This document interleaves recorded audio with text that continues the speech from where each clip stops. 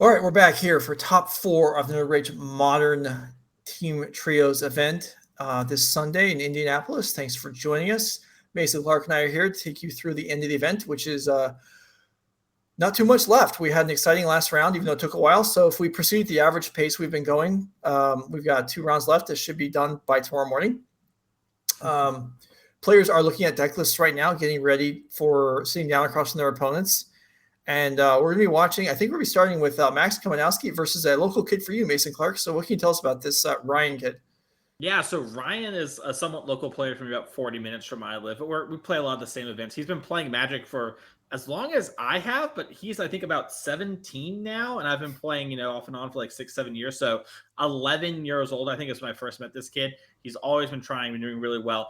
Won a local RCQ yesterday, out Saturday, then drove up to the NRG after winning and is now into our top 4. You might also recognize him from the SCG team when he had in, I believe, Dallas about 2 or 3 months ago. Oh, actually, I think it was Indianapolis, now that I'm thinking about it, not Dallas. Excuse me. So, Ryan on a bit of a tear here, playing his trusty, we believe, hammer deck.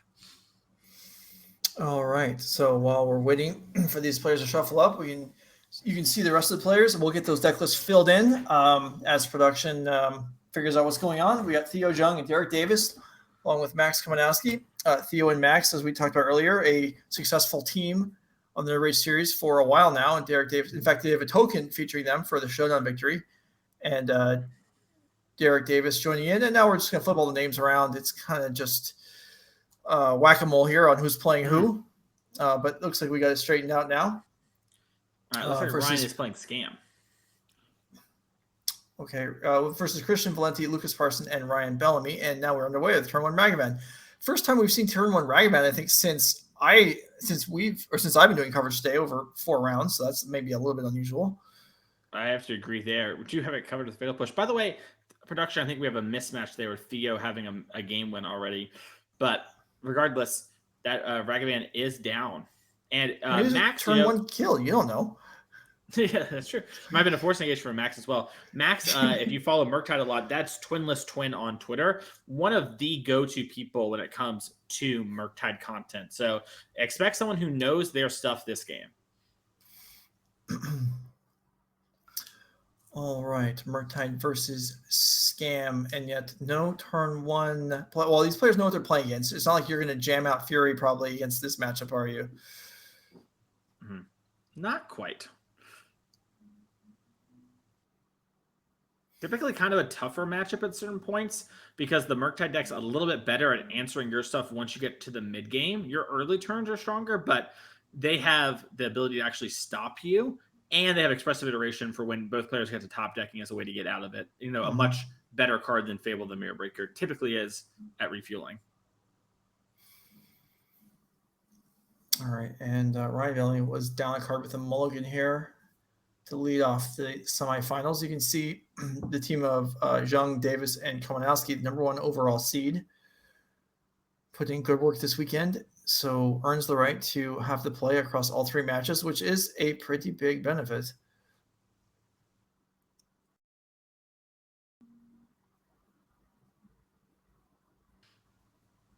Dothy Voidwalker the play for turn.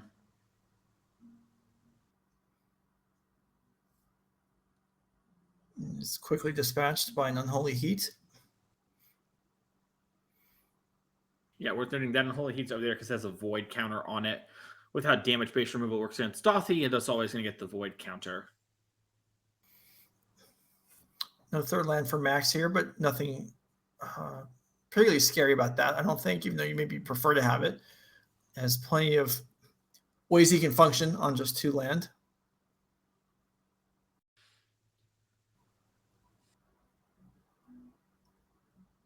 Yeah, and we will figure out what these other teammates are playing soon enough. I don't believe this is also... We had 1 triple Scam team, but they lost to Oliver, Tomiko, and friends, so...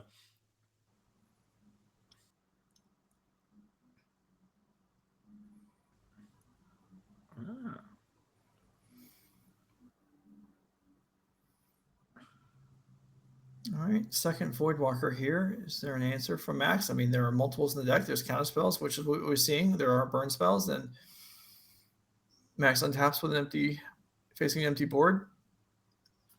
Yeah, and this is a little bit of what I meant by Maxx is able to answer the stuff a little bit better.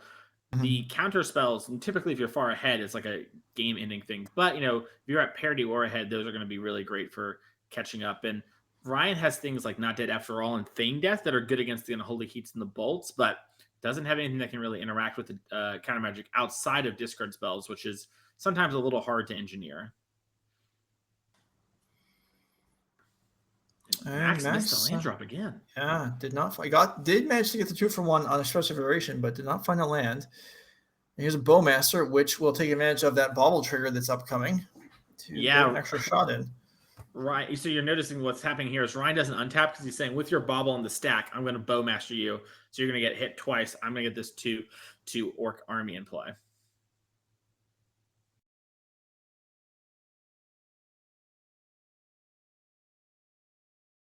And does have Not Dead After All in hand to protect the Bowmaster. And now you can see the rest of the deck list information filled in,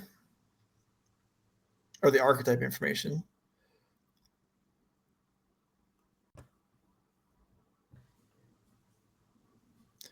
Okay, Bowmaster is not going to shoot that down. Not easily.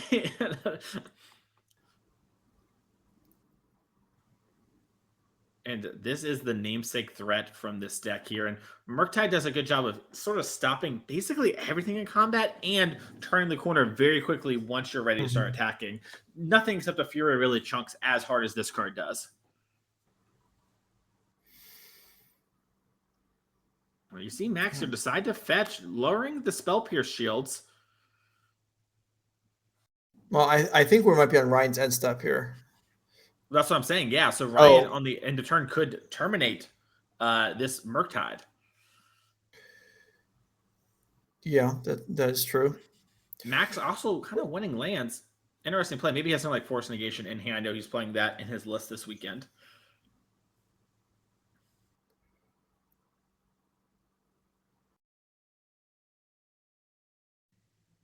All right, coming across for 6. So Ryan will drop to 10.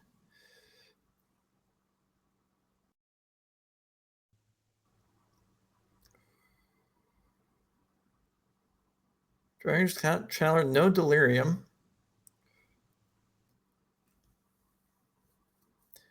But Ryan is I mean, it's just there's just not many things that kill 6/6 flyers. I guess is why they're good.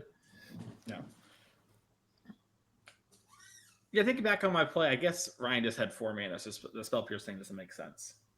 I'm trying to think out why this would be the case, but Maxx is a very heads-up player and plays a ton of Modern, so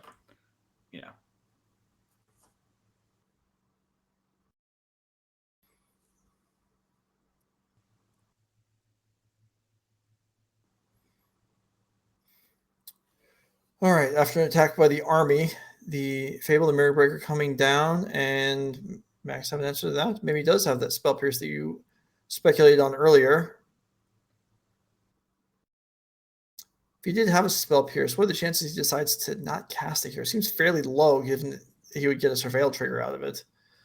Yeah, the only thing I can think of is the punish would be if Ryan goes land terminate, and then you lose your Murktide. And I just don't even know if the Fable matters that much. Yeah, bolt Ryan down to 7, Surveil, bins a card. We're 1 land type away. I'm sorry, card type away from actually having a lethal attack force here.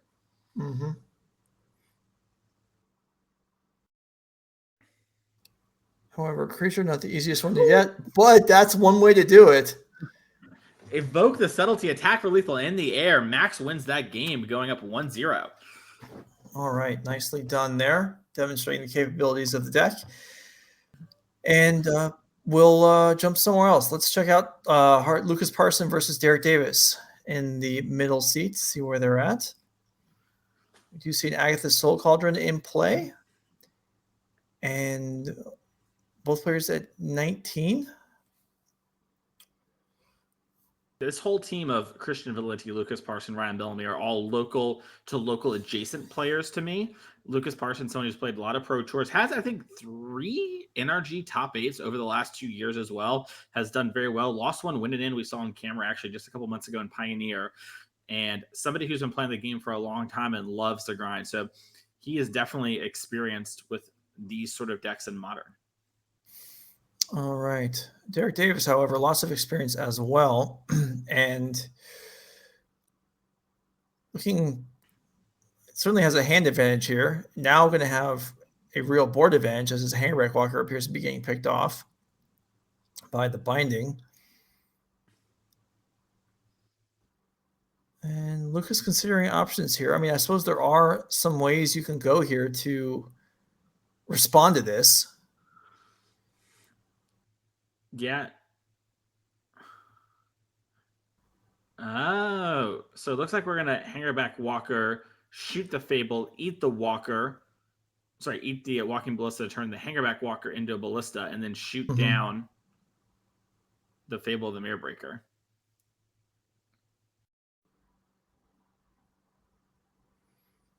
Yeah, very cool. And then with 1 point left to go, I don't think he's going to let that get swallowed up by the Leyline Binding for no reason. So, yeah, another shot to on Teferi. Nice use of available resources by Lukas Parson. However, Derrick Davis has a lot more available resources than Lukas does, even after that.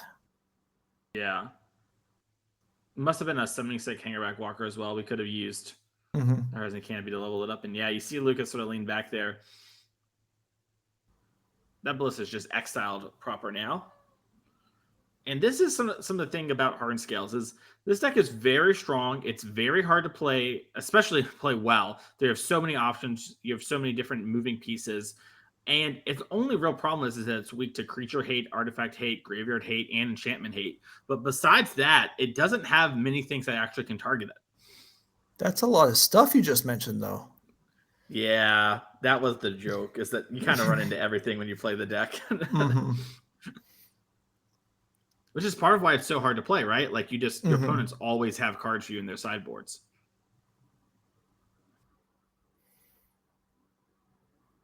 I think we just drew 2 lands in a row. Yeah, canopy draw here into Grove, not what Lukas is looking for. He can make a token, but it's a 1/1 token. Derrick Davis is not afraid of that. Not close. We also have, unsummon our Leyline Binding. That has nothing under it. Draw a card.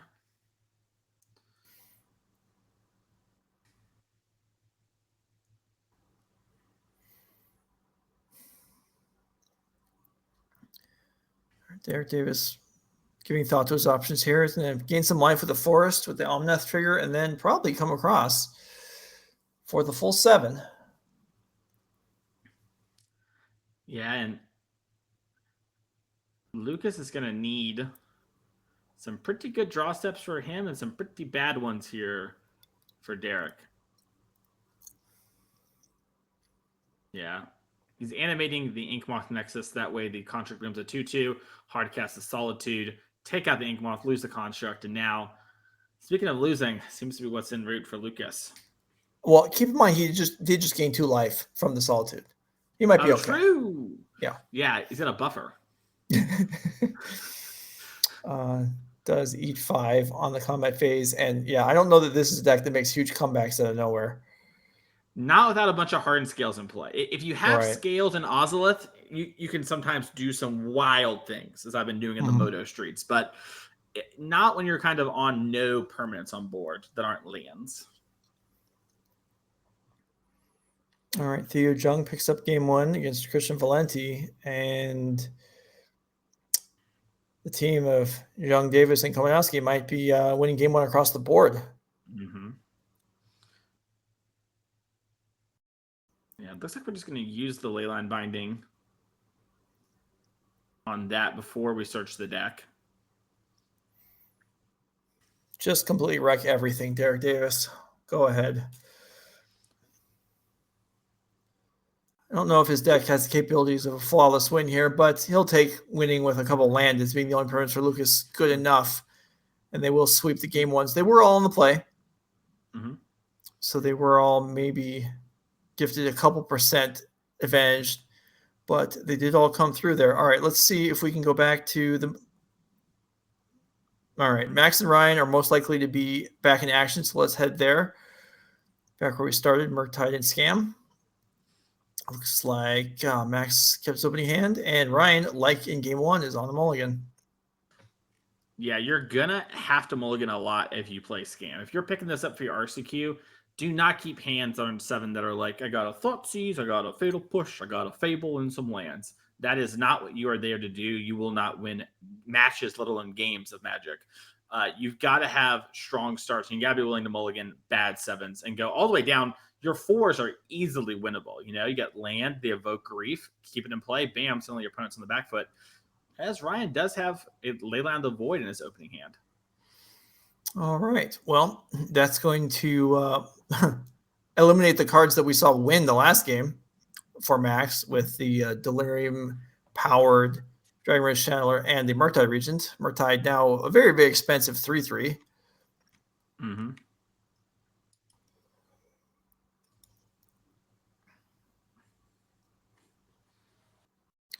It's mentioned in chat by Fire Shoes that, yeah, being number 1 seed is so powerful in team events. And I agree. And I think if team events return to like the Pro Tour level in the future, I think it's worth looking into whether there's a way to soften that. Having the higher seed gets choice of 2 of the matchups to have priority in, or something along those lines. That's awkward though. We discussed that from the Norwegian side not to do it because it is a little weird. But I do think going first across the board is a lot. Maybe you've earned it, so maybe it's okay, but it is significant. Anything to disincentivize players from drawing is in my favor. Yeah, so. Yeah, that's true. That is a valid point.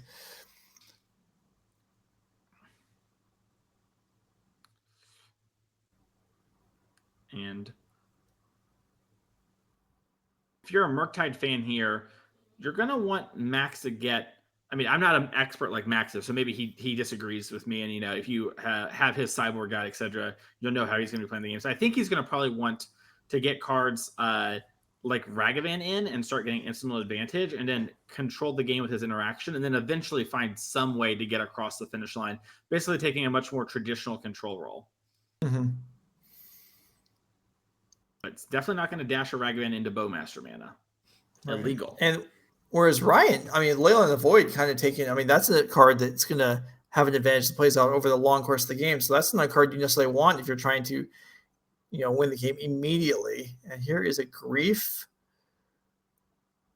pitching Dauthi Voidwalker. Yeah, Dauthi is also a pretty strong card. I mean, Leyline the Void makes it worse, obviously, but still a 3/2 body, you know, not weak. And obviously a counterspell of some types of. So counterspell went on the Grief. Whoa. And now we're evoking a Fury as our last card in hand. So Bellamy is just like, listen, I got you with the grief bait. Here's a 4/4 double strike. You're going to need to have 2 red interaction spells, a Brazen Bar, or something like that if you're going to stop this. Yeah, that is something. There is some real pressure there. Maxx at 18, so he can survive 3 swings at the moment. Does have Dragon Challenger preordained. Okay, if that shocks in, that means 2 swings. That is indeed what happens.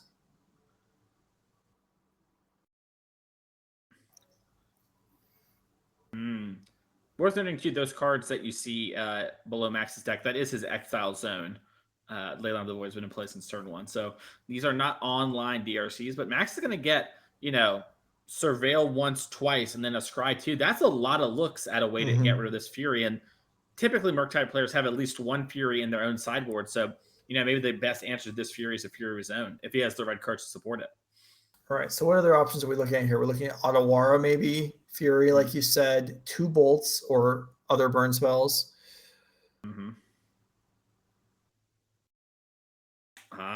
Okay. So I'm learning from Twitch chat. Some Murktide believers and people who are into the deck deeply say they're typically cutting their Ragavans anytime they're on the draw against Scam. Just too much of a chance of blowout versus the Bowmasters, which makes sense. So if we're going to be winning, it's going to be involving more things like these DRCs and maybe some hard cast elementals. Makes sense to me. Yep. Pretty hard to race a 4-power double striker especially with 1/1s. And Ryan has some hesitation there before attacking. Obviously, he's going to attack, so whatever he drew, he's going to pass anyway. Okay. It feels to me like maybe Ryan has a Bowmaster. Yeah, I thought of that too. That would make sense to fit kind of the indecision there. Okay. You think Maxx optimistic here that these that this is going to work out? Well, Maxx has something. I guess Odawara is probably the most likely out for this position. But if you're Ryan, there's just definitely a moment of like, uh-oh, my opponent just went straight to attacks. Yeah. Yeah, this is, I mean, that is a big threat, but if Maxx is able to deal with it, Ryan clearly does not have a ton left, given the way this game played out. So, yeah, so those Surveils plus Scries did find Odawara, and that Fury's back in hand, which is not where Ryan wants it. Yeah. Ryan's just going to evoke a Fury. Does he have the Undying effect? Oh, no, he doesn't. Okay, he's just going to clear off the DRCs and then play a Castle Lockthwain, I think. Okay. Castle Lockthwain, card drawing machine, 3 to activate, I believe. Yeah, I guess with Castle Lockthwain being your card advantage thing, you want to have less cards in hand. So while that evoking the Fury might seem a little aggressive, it makes sense because your life total is going to be pressured in multiple ways. Oh, Spell Snare takes out Voidwalker. Gotta love that Spell Snare is playable again, though. Oh, yeah. It's a strong card. I mean, Up the Beanstalk really changed the emphasis on 2-drops being important. Yeah, Beanstalk, Bowmasters. So many 2-mana cards these days that are just nice.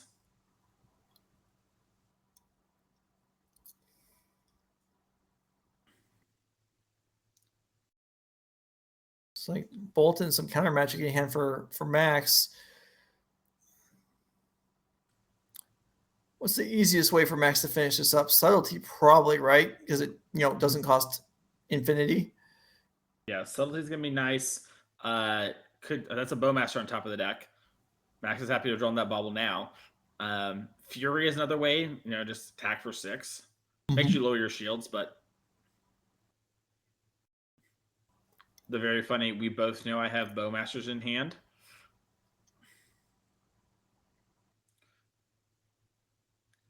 Activated Lockthwain here from Ryan. We're going to see if Maxx wants to use anything like Consider End of Turn to dodge the Bowmasters. Decides not to.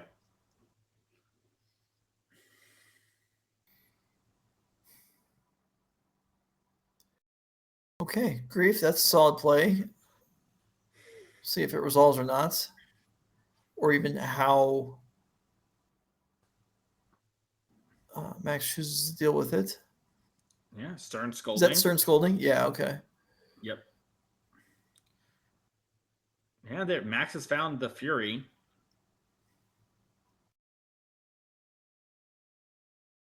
All right, so then Maxx just needs Ryan to find another creature like Voidwalker that Fury can profitably play against, or maybe he just decides to throw it out there anyway. Yeah, it's a 3-turn clock right now, so I think if Maxx had maybe a 2-turn clock, he might risk it and tap out, but he knows Ryan has at least Bowmasters in hand. If Ryan has a land and draws another Fury, Maxx might just be out of the game. So yeah, Maxx is trying to weigh that right now and figure out what exactly he should be doing. Alternatively, the longer he waits, the more draws the Castle Lockthwain potentially gets to make. So Ryan could reestablish his resources here. And yeah, Maxx thinking this over.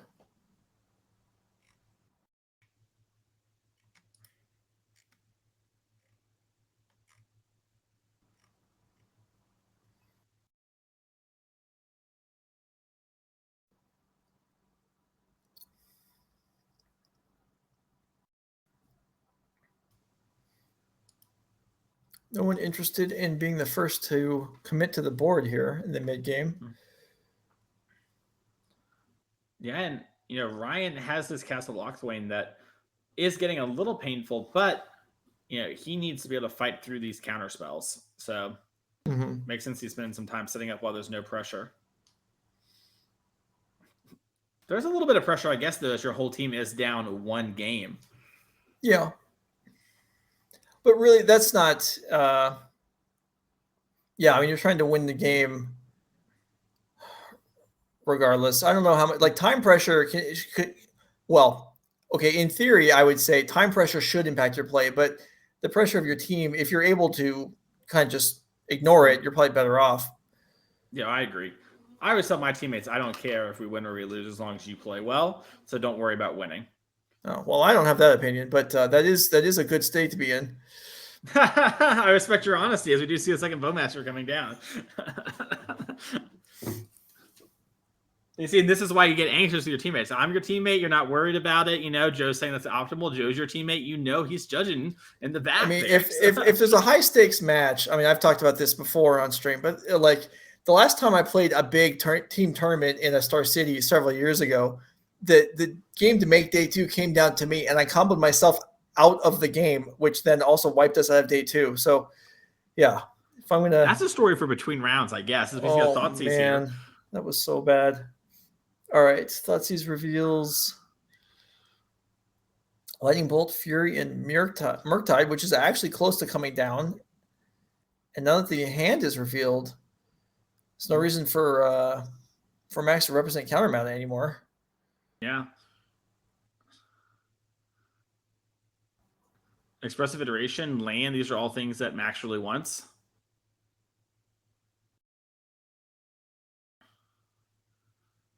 Oh, I wonder if it's like a Brazen Borrower type card or something.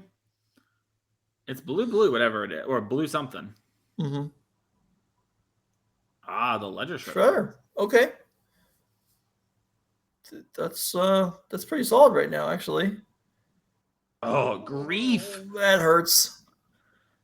That is a great one there from Ryan. And if he can fade one more draw step, he might be able to lock this up for his, or get into a game 3, for his team. Seems like it.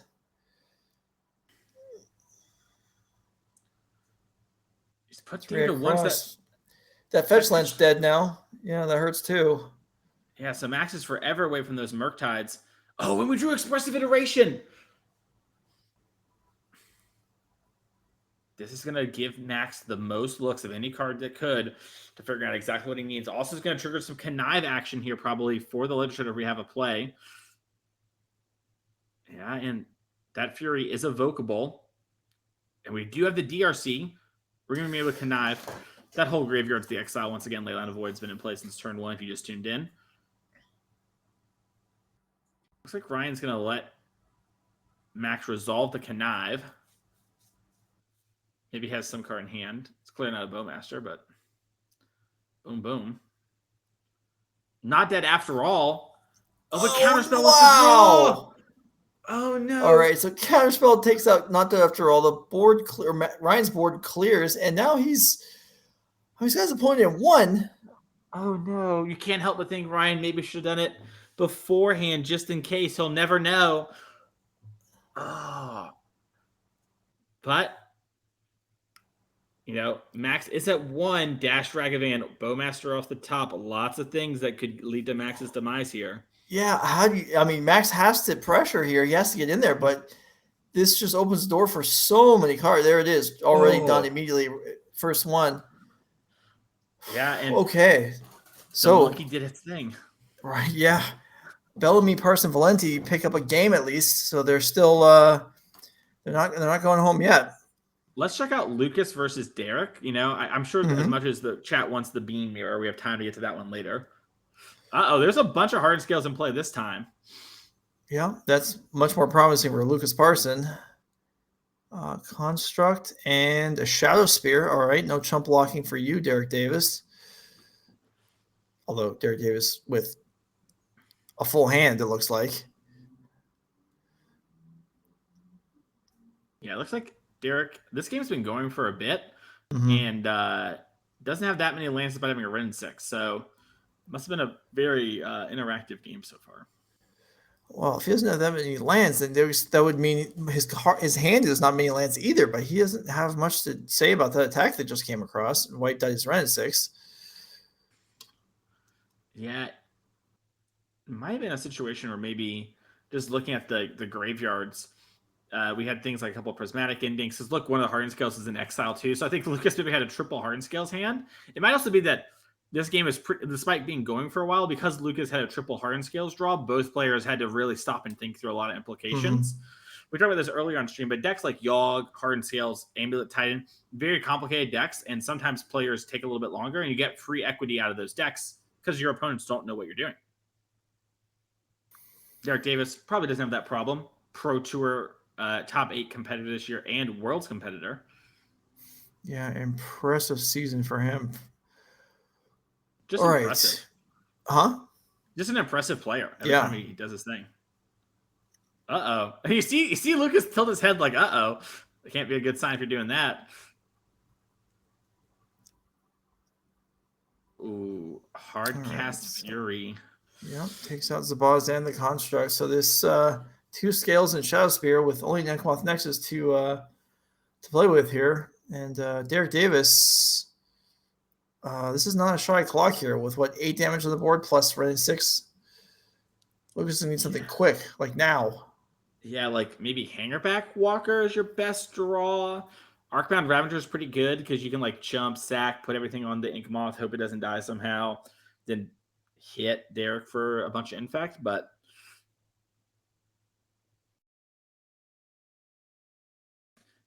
yeah, feels like Lukas is just. All right, animates, and it's a land, another Nexus. So he's going to start by trying to take out. He's going to hold priority in Pendlehaven first. All right. If you...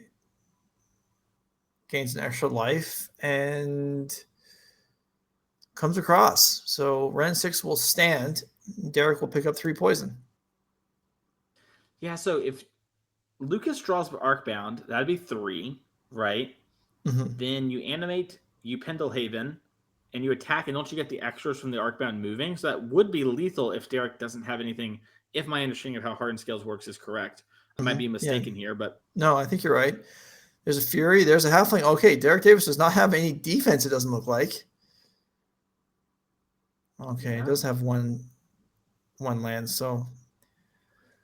Your hated Leyline Binding is up. Yeah, Lukas Parson has no ability to play around anything at this point, though. He's just... If he draws... That would like a land. Oh, yeah. You saw him rub his hands, too. He knew he had to win with Arcbound Ravager. Question is, can a card like Hangerback Walker maybe buy enough time by blocking, make a couple tokens, and let you chip shot in with Yawgmoth over the next couple of turns for the win? We could see animate Yawgmoth jump a Fury and then hit... And then, have the exact same draw for next turn, and you won't need to activate the Pendlehaven because you have done 2 more infect by that point.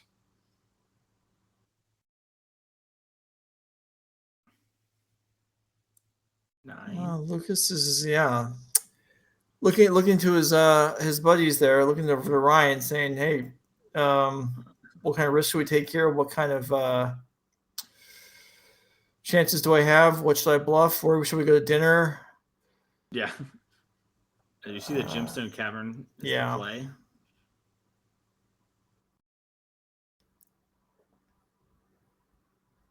All right.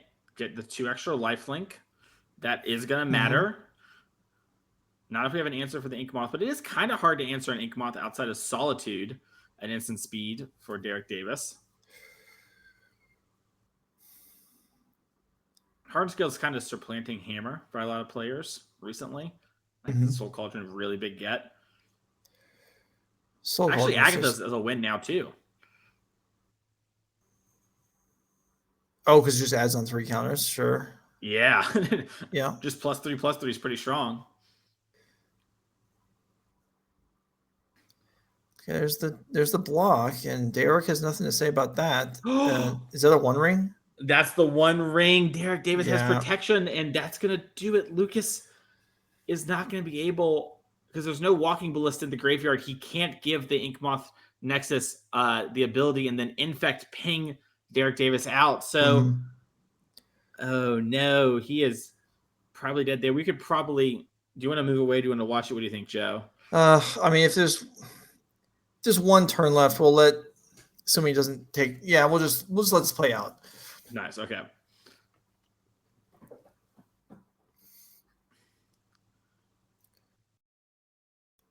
Yeah, and you can't even miss the ring trigger. It's not like a chalice or anything like that. You see Derrick Davis moving very quickly. He knows he's in a great position. Mm-hmm. You don't move this quickly in the top 4 with your homies, especially with your homies on the line. Maybe by Right. yourself you do, but when your 2 friends are with you and you've got a chance at glory, you make sure you're doing everything right. And if you're going fast, you have it locked up as the third. The Fable of the Mirror Breaker. We can't actually quite cast that Fury, and we have a prismatic ending for one of the all kinds of stuff. Yeah. All right. Lucas's board cut down to nothing, unable to do any damage. Going to be drawing off the top here, and then we should be going to another game shortly.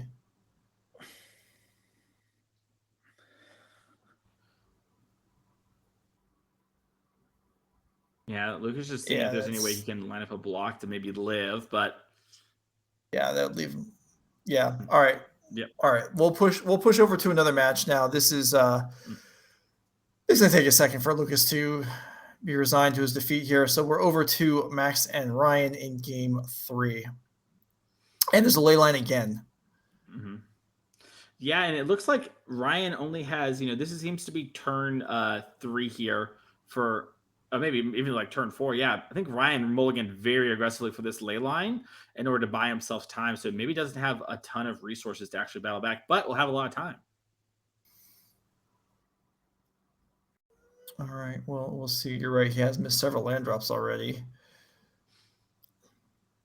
I mean, if you're playing Scam, you do this a lot.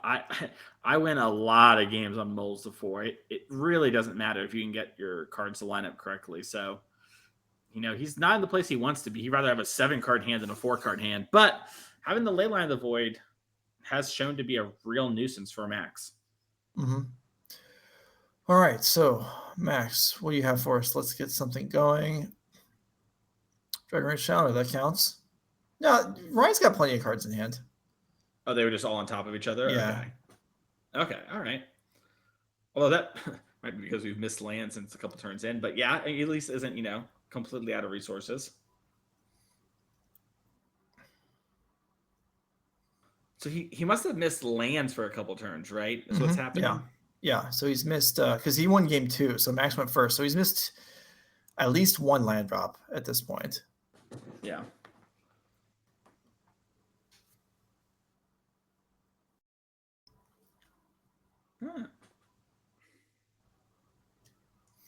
But a 2-land hand with a ley line, if you're on 7 or 6, that sounds pretty reasonable. And here is that's not the land. That's a Ragavan. No dashing. Yeah. Strong signal for not dead after all. So Maxx is going to go for the interaction spell. Might want to wait till for when to do it. Counter magic certainly safer here than removal. Maxx, I'm sure, keenly aware of that and contemplating. He does have a counter spell among other cards in his hand. Yeah, this feels like a big moment. Obviously it's hard to know, like the game is far from over, but it feels like how Maxx plays this next turn cycle or 2 is going to determine a lot of it. With 3 actual counter spells in hand, I'd be surprised if Maxx doesn't deploy one of them here. I mean, I wonder. I guess if he has Lightning Bolt plus counterspell for the Not Dead After All, that works also. Yeah, because he can let the Ragavan resolve, upkeep, bolt the Ragavan. Ryan's going to Not Dead After All, use his mana, and then Maxx and counterspell, and then, Ryan's basically tapped out again for another turn, which gives Maxx plenty of breathing room. You're saying he would do that on Ryan's upkeep?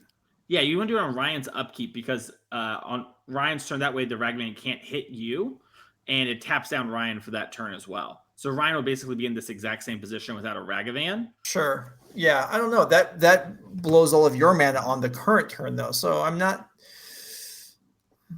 totally sure I agree with you there, but both options probably would work just fine. Instead, it's going to be a Ledger Shredder, and then just let the Ragavan be.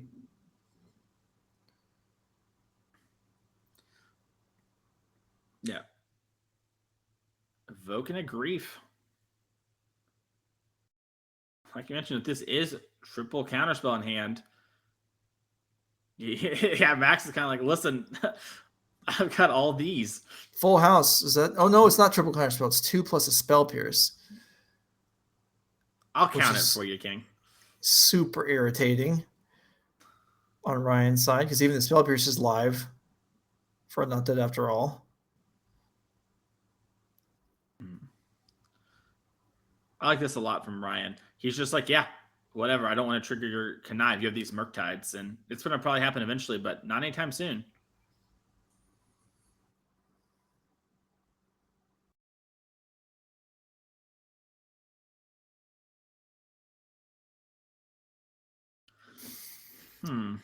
Well, Maxx doesn't need to be any hurry here with plenty of life. And okay, there is a Terminate. Yeah, very easy Spell Pierce here. Obviously, you want to double check it. Untimed rounds, might as well. But I don't know. At this point, maybe Maxx feels like he's racing against Theo for the glory of winning the match. Definitely a pretty good spot here.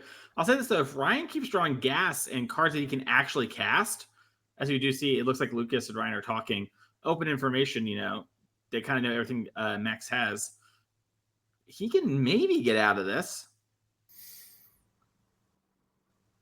Like if we have another Fatal Push, for example, or something where we can, use Max's mana on his turn again, and then maybe do something like Evoke a Fury.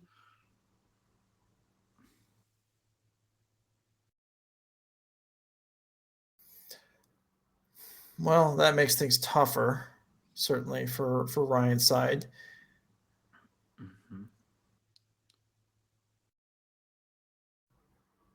Isn't this a Connive as well from the Ledger Shredder? Yeah, he indicated both of them. Okay. There was two triggers, yeah. Gotcha. Yeah, I guess it makes sense you want to surveil first before you connive. Yeah, I was gonna say if Ryan had an Orcish Bowmaster here, that could be the thing that maybe starts, the House of Cards from toppling. But no Bowmaster. Or if we do, we're holding it.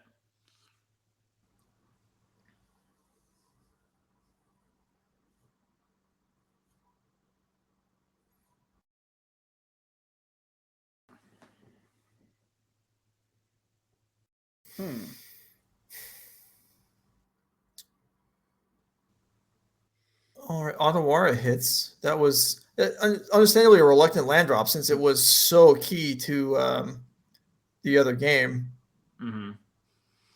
Yeah, Maxx just, I think, feeling that he's turning the corner here. And it's like, okay, if I have double counterspell up, I don't think Ryan can do anything on this turn cycle, and I can start setting up more connives to get rid of these Murktides.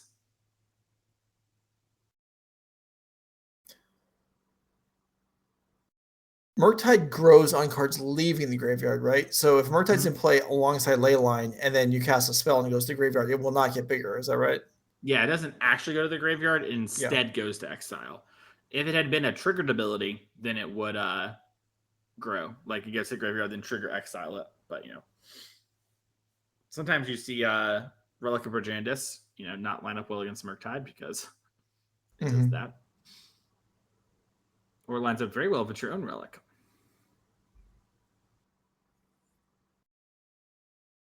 Yeah, Relic of Brigandus is just the past. Stone of Eric is the future.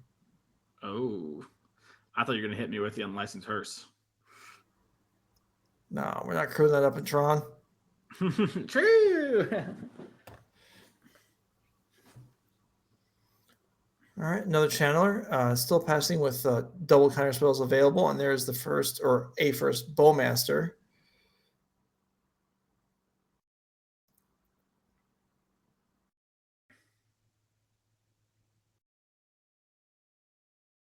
Yeah, there's a bunch of things going on in here, and I think both players are playing at a pretty good pace given everything that's happening. Looks like, That's going to resolve. huh. Oh, I think there's maybe some conversation about when this is in response to the connive and the surveil. Okay.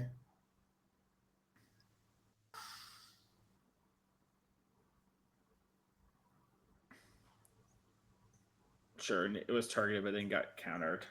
Yeah, okay. Gotcha.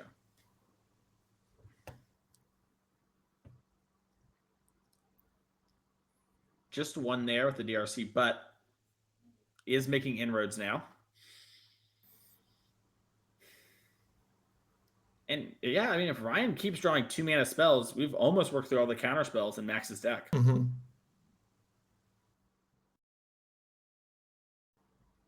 He definitely has a Fury in hand he keeps eyeballing. Maybe if you can do something like Thoughtseize the counter spell, evoke the Fury, and then not dead after all it, that could be something. Okay, that could work. Because that Shredder is getting bigger. But yeah, that would do it. That would actually kill everything.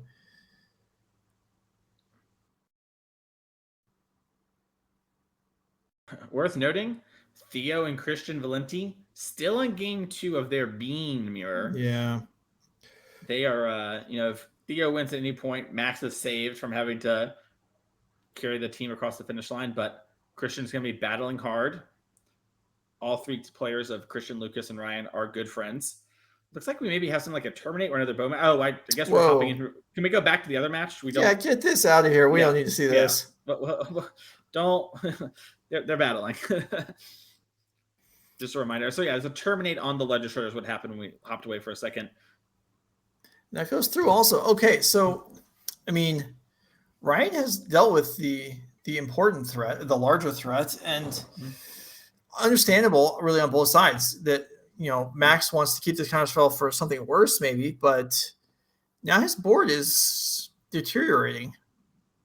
Yeah, and he did find a bolt for the Ragavan. Yeah, that's a nice pickup. To allow him to surveil as well. Yeah, Maxx shouldn't be drawing too many more lands this game, I wouldn't think, with these 2 Dragonlance challengers out there. Mm-hmm.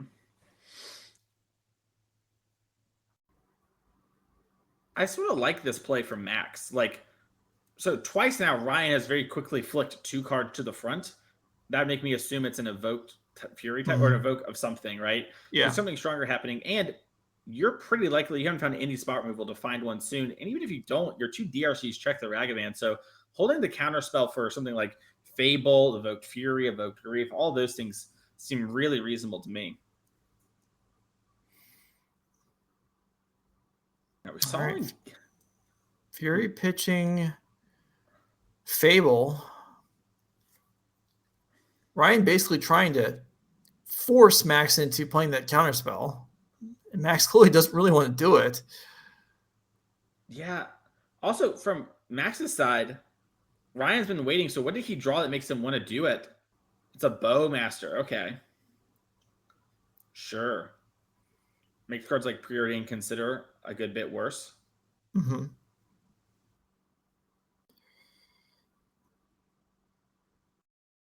Somehow Ryan is still on just 2 land.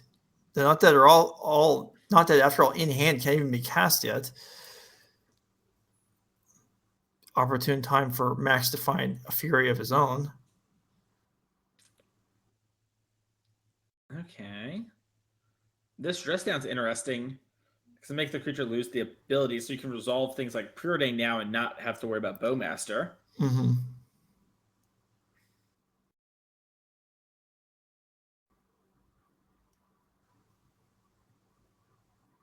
Also worth noting, sometimes players do it in the end step with dress down, so that way your opponent doesn't have creatures on their turn. If Maxx would do that, you might see Ryan do something like Evoke a Grief or Evoke a Fury, and it will stick around. So might not be exactly what Maxx wants to do there. Yeah, this is just an opportunity to fire off these cantrips without the Bowslinger getting out of control. Yeah, I think we missed a Surveil there, but luckily we want both of them as Maxx, so it works out.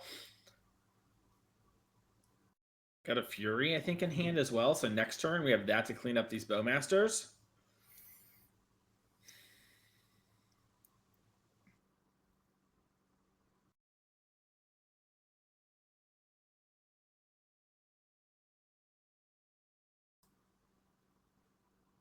Nice attack. Oh, yeah, he can't survive because of dress down. Yep. Dress down, very weird.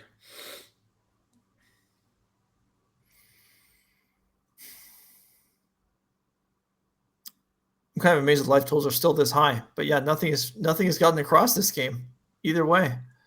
Yeah, and we're on like turn 50, like I maybe not actually 15, but like turn 9, 10. It's a lot. Easily. Yeah, whatever it is, it's high. And I mean, this is what we're talking about. Oh, sorry. No, I was going to say, at this point, Ryan has drawn an entire additional opening hand at least without finding a land. Yeah. Also, I know there might be some life total discrepancies. We're just going to double check that sort of stuff. I want to mention last week we had a crazy, match C in the last round. This round has done a good job from a run for its money of just an actually amazing game to watch. Mm-hmm. Modern in such a cool place.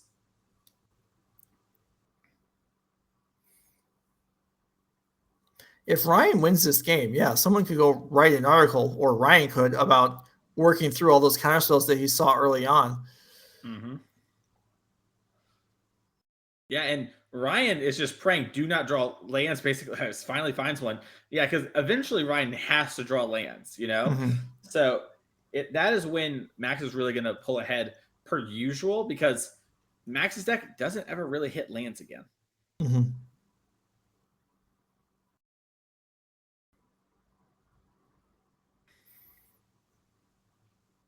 Or if they are, they're free ones like that.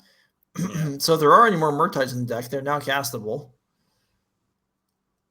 Yeah, we connive 2 away, I believe. Yeah. It's possible Max cut 1 because of ley lines, and maybe he also just keeps them in because he's like, yeah, I got Legislator. Who cares? I'll just connive it. Oh, and you see Maxx lean forward. He has Subtleties and Furies in hand. I think he's just waiting for a spot where he can deploy them. Mm-hmm.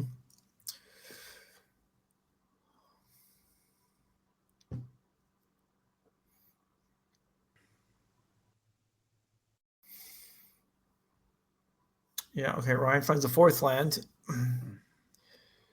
which is all he needs, really. I mean, he's only got 2 cards left. I mean, Maxx is probably positioned now to kind of, just throws that Subtlety hard cast just to have a real attacker now. Yeah, I love this by Maxx. Or maybe even hold it back, but I think the Fury is ready to take down the board. So, yeah, actually both cards are coming across.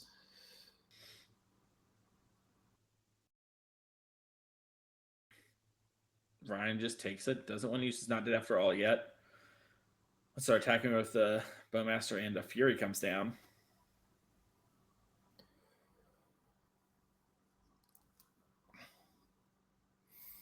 Yeah, I'm sure Maxx anticipated that as being a likely card in Ryan's hand.